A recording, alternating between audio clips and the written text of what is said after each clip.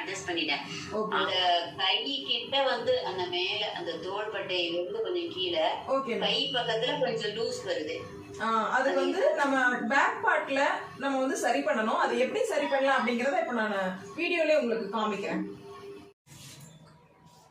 ஆம்கோல் loose solution வந்து கேட்டீங்க இல்லைங்களா? அதாவது நம்ம பேக் பார்ட்ல எல்லா அளவுகளையும் ஃபர்ஸ்ட் வந்து மார்க் பண்ணிடுறோம். பேக் ஹைட்ல இருந்து நெக் வித்து, ஷோல்டர்ல இருந்து பேக் நெக் எல்லாமே நம்ம வந்து மார்க் பண்ணிடுறோம். இருந்தாலும் சைட்ல ஆம்கோல் லூஸ் ஏன் வருது சரிங்களா? இந்த சைட்ல மட்டும் பாத்தீங்கன்னா லூஸ் கிடைக்கும் சரிங்களா? அல்லது இந்த சைட்ல லைட்டா அந்த மாதிரி சுருங்கின மாதிரி லூஸ் கிடைக்கும். இந்த ஆம்கோல் லூஸ் ஏன் வருது அப்படின்னா இந்த இடத்துல கிளாத் வந்து எக்ஸ்ட்ரா இருக்கும். அதனாலதான் இந்த லூஸ் கிடைக்கிறதுக்கு காரணம். இதை எப்படி நம்ம சரி பண்ணணும் அப்படின்னா இந்த ப்ளூ கலர்ல பாத்தீங்களா இந்த லைன் வந்து ஃபர்ஸ்ட் நம்ம மார்க் பண்ண சரியான அளவு. ஓகேங்களா? இப்போ இந்த இடத்துல இருந்து 1/2 இன்ச் மேல இது வந்து 1.5 இன்ச் ஆல்ரெடி நம்ம மார்க் பண்ணிருக்கோம் நம்ம ஃபோல்டிங்காக. இந்த 1.5 இன்ச்ச ஸ்ட்ரைட்டா மார்க் பண்ணிருக்கோம் ஃபர்ஸ்ட் சரிங்களா? இது மாதிரி ஸ்ட்ரைட்டா மார்க் பண்ணிருக்கோம். இப்போ என்ன பண்றோம், கிராஸா இந்த டாட் பிடிப்போம் பாத்தீங்களா? பேக் டாட் 2 டாட் பிடிப்போம். இந்த டாட் பிடிக்கிற இடத்துல இருந்து 1/2 இன்ச் வந்து கிராஸா இந்த மாதிரி நம்ம வந்து ஒரு ஸ்கேல் வச்சு இது மாதிரி லைன் போட்டுக்கோங்க சரிங்களா? இந்த இடம் ஃபுல்லா நம்ம ஃபோல்ட் பண்ண போறோம். ஓகே, இந்த இடம் இருக்கு இல்லைங்களா? இந்த 1/2 இன்ச் வந்து எடுத்துருவோம், நம்ம கட் பண்ணி எடுக்க போறோம். ஆக இந்த இடத்துல இந்த சுருக்கங்கள் வர்றத இந்த இடத்துல 1/2 இன்ச்சை கட் பண்றதன் மூலியமா நம்ம வந்து தவிர்க்க முடியும். இந்த சைடு உயரம் எக்ஸ்ட்ரா இருந்தது அப்படின்னா இந்த லூஸ் ஆம்கோல் லூஸ் வர்றதும் இல்லாம இந்த சைட்ல பாத்தீங்கன்னா இந்த மெட்டீரியல் அப்படிங்க இந்த இடத்துல மடங்கிரும் சரிங்களா?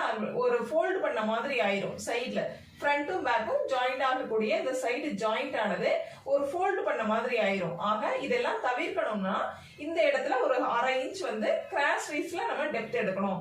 இந்த இடத்துல இருந்து நம்ம டெப்த் எடுத்துடக்கூடாது, ஏன்னா ஹைட் வந்து குறைஞ்சிரும் சரிங்களா? ஆக இந்த டாட் பிடிக்க வேண்டிய இடத்துல இருந்து நம்ம வந்து கிராஸ் வைஸ்ல லைட்டா வந்து போட்டு இந்த 1/2 இன்ச் மட்டும் நம்ம வந்து கட் பண்ணி எடுத்தாகும் சரிங்களா?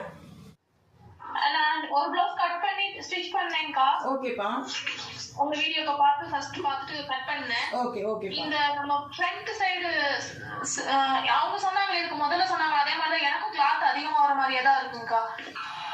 இப்ப உங்களோட வீடியோ இப்ப பார்த்தது கொஞ்சம் புரிஞ்சிட்டு நல்லாவே புரிஞ்சிட்டு வேணும். ஓகே ஓகே ஒரு சைடு ஓகே மேம் ஜாயின் பண்ணிட்டு அடுத்த சைடு இன்னொரு தடவை ஜாயின் பண்ணுங்க. ஓகே, ஆஃப் ஸ்லீவ் ஃபர்ஸ்ட் மறுபடியும் ஆஃப் ஸ்லீவ்.